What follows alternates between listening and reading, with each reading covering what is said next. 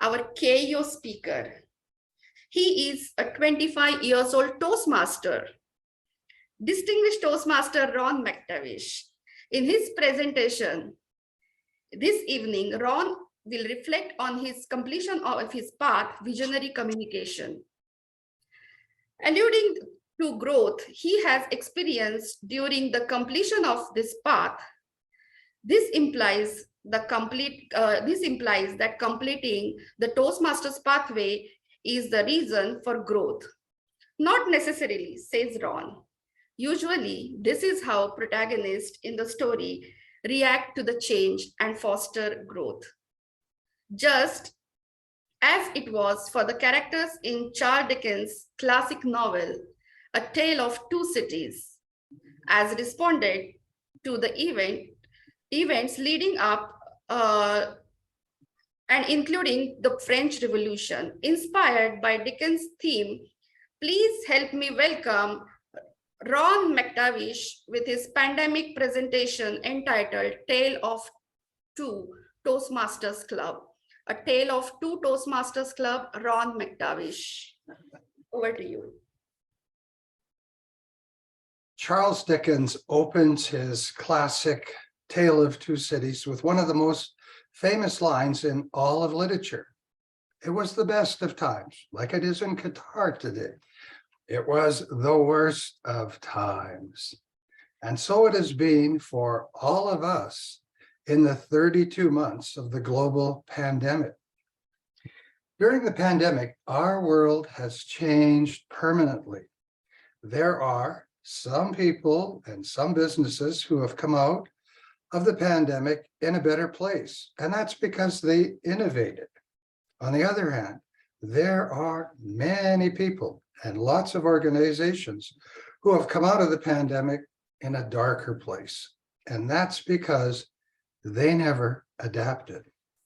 For many of those people, they want to go back to the way the world was, but that world, it's gone forever. Globally, our organization, Toastmasters, is one of those entities that has not done well. Since the 2019-2020 Toastmaster year, around the world, the number of clubs has declined by 10%. The number of members worldwide has declined by 23%. And the number of the best clubs in the world, the President's Distinguished Club, declined by 36%. We're literally watching our organization shrink before our eyes. All of these figures that I've just quoted can be found in the CEO report, which was handed out by Toastmasters International, as you can see, in August of this year. But this isn't a sad story. You see, because within our Toastmaster community, there are amazing clubs and amazing individuals who have done amazingly well during this period. For them, it's the best of times.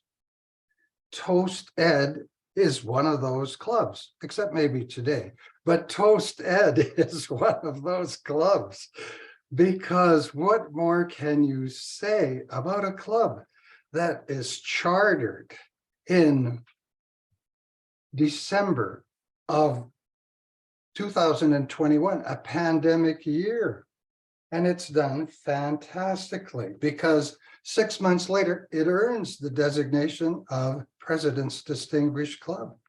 Fantastic, amazing performance. So bravo to ToastEd. Now, if you're looking for individual brilliance, look no further than the guy who was said to be the handsomest guy on the screen, your president, Marcus Udeke. Marcus joined Toastmasters during the beginning of the pandemic in June of 2020. And a scant 2 years later, he's a distinguished Toastmaster. Bravo, Marcus Udeke, DTM. Now, Marcus will tell you that his quest to become a distinguished Toastmaster picked up lots of steam when he joined ToastEd last year and came under the influence of its leader and founder, the dynamic deeptipotamus DTM, the lady I refer to affectionately as the queen of big thinking. My journey through the visionary communication pathway began during the pandemic. But if I've grown at all as a Toastmaster during this period of time, it has nothing to do with pathways. Instead, like ToastEd and like your presidents, it's because I've had the ability to adapt and innovate during the time of the pandemic. Now, I'm not the only person in this club who can use Japanese words. Because of a fortuitous event at the beginning of the pandemic, I started reading a lot of books, at least 10 of them, on the Japanese subject of ikigai. Ikigai simply means your reason for being. And during the pandemic, many people began questioning their existence. And that was because they couldn't do the things that they used to do. But my reading of Ikigai taught me that it's not so much what you can't do, but rather what you can do, which has a positive influence on your reason for being. During the pandemic, at least in North America and in Europe, there were many Toastmasters who began lamenting the situation.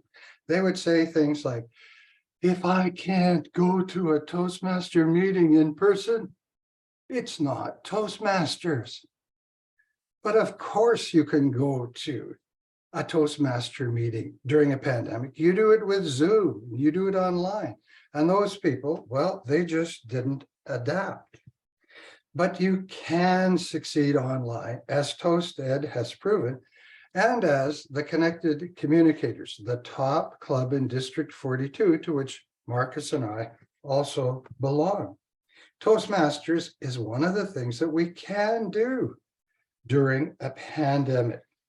And guess what? Zoom provides us with a plethora of advantages, permanent advantages that are just as valid now that the pandemic is supposedly abating. What kind of a club would ToastEd be if its founders decided that it was just going to be a strictly in-person club? ToastEd would not have been able to conduct that fabulous big thinking youth leadership program in India.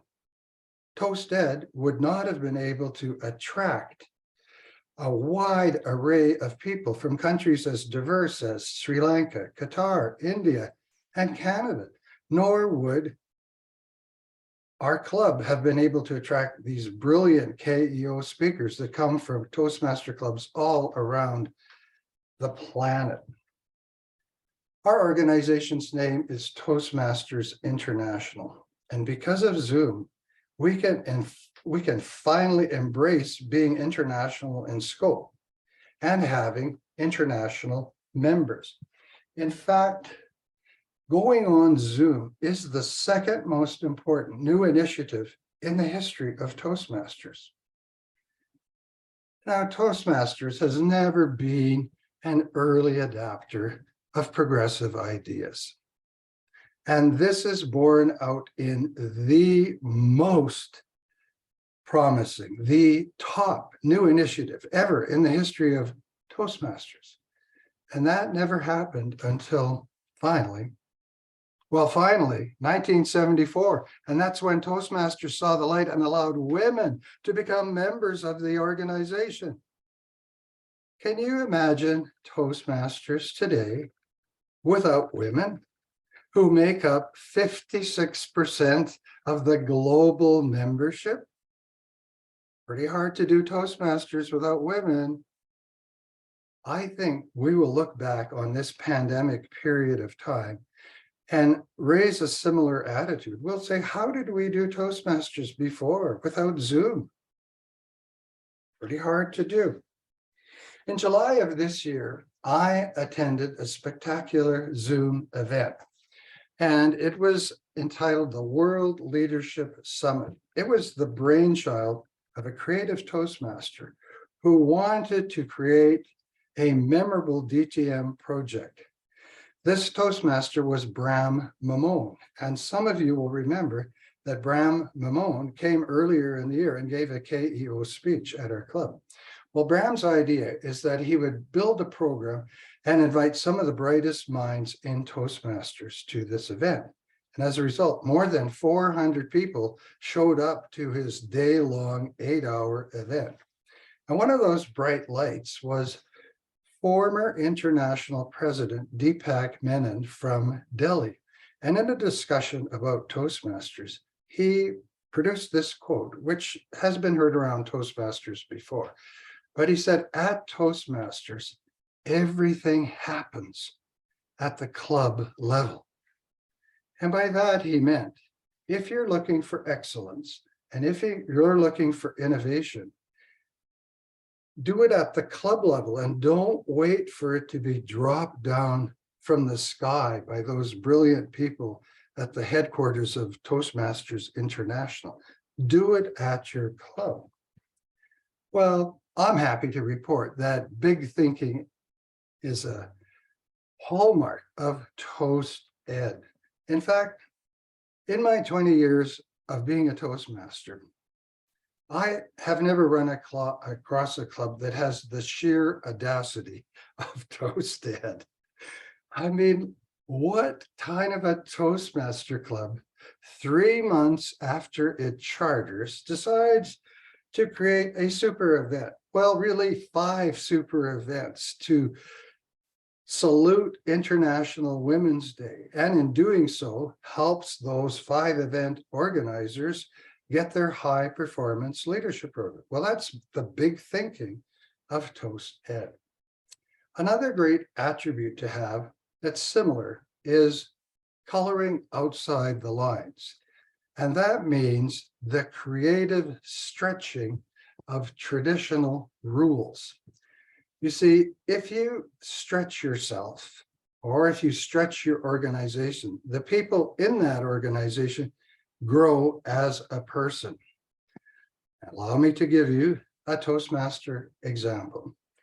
Every Toastmaster club all around the world, at the beginning of the Toastmaster year, is required to submit a club success plan. Ostensibly, this club success plan is designed to help a Toastmaster club prepare for the year. In reality, it's one of the most despised tasks ever foisted on a Toastmaster executive, because 1 or 2 people do the chore. It's a tedious chore, and it does little to prepare the club for the year, and it does nothing to inspire the members of the club who don't have any input in it. So this year, my club, the Connected Communicators in District 42, happily dispensed with the club success plan. And to this day, we have not had a letter from Daniel Rex, CEO of Toastmasters International. What we did instead was conduct a SOAR analysis. Now, SOAR is an acronym, and I'll explain. The S stands for strengths, the O for opportunities, the A for aspirations, and R for results. It took our club 2 months to put together our SOAR analysis because we involved our entire executive and other members of our club. And what it did, it galvanized our club. We have a vision of what we want to do, and it was based on our strengths and our aspirations. We have big goals. We want to be the top online club in District 42 and one of the best online clubs in the world. Well, how are we going to do that? The same way we did our SOAR analysis, coloring outside the lines. For example, last April, our club began a 17-week project. And that was a deep dive into the fabulous book by Michael Davis, the book on storytelling. Since that time, a second group has gone through this book, and now a third group is going through this book. In total, when we finish the third group, there will be 14 people in our club who will have benefited from this initiative. We have a half a dozen people in our club who want to become professional speakers. In January of the coming year, we will put that half dozen people through this book, The Successful Speaker by Grant Baldwin, which is a book not about public speaking, but about the business of being a professional speaker. So why would we do this? Well, we do it for two reasons. Number one, we have people in our club who can facilitate those courses. And number two, we have people in our club who want to learn more about public speaking than what Pathways provides. So I am happy to report that ToastEd has borrowed some of these unconventional programs and is now running them at ToastEd. And I am happy to report that when we talk about big thinking at Connected Communicators, we always refer to ToastEd, and ToastEd has become our model for big thinking. And when you do this, what's the result? I actually think both clubs are stronger because of this type of thinking. Well, earlier I referred to the World Leadership Summit in July. Every speaker at that event was a Toastmaster, except for one. And that speaker was the keynote speaker, legendary leadership guru, Lance Secretan. And he delivered a keynote which deeply resonated with me. And as a result, I have now finished week 11 of a 16-week masterclass that Lance is conducting with people from across North America on the subject of inspiration. You might ask, why would I take a course like that? Because if I stick in my Toastmaster world, I just become myopic. And so it's a wonderful opportunity for me to go outside of my Toastmaster milieu and bring back into my Toastmaster world some ideas from some great leadership gurus. Now, as you can tell, this type of a course has nothing to do with my Pathways journey. It's just happening at the same period of time. It is a genuine pleasure to be a member of ToastEd in District 116 and the Connected Communicators in District 42, because both clubs have thrived during the pandemic. They're success stories. In one of his 24 books, Lance Secretan offers this short but very sagacious quote. He says, "Excellence attracts excellence." There are more than 14,000 Toastmaster clubs in the world, down from 16,000 2 years ago. But I am attracted to Toastmaster clubs on Zoom, where you find the quest for excellence, where you find big thinking, and where you find coloring outside the lines. Clubs like ToastEd and the Connected Communicators. Fellow Toastmasters, in our small group of 13 this morning, there has never been a better time to be a Toastmaster, especially a Toastmaster on Zoom. To paraphrase Mr. Charles Dickens, for clubs like ToastEd and Connected Communicators, it is indeed the best of times. Madam Toastmaster.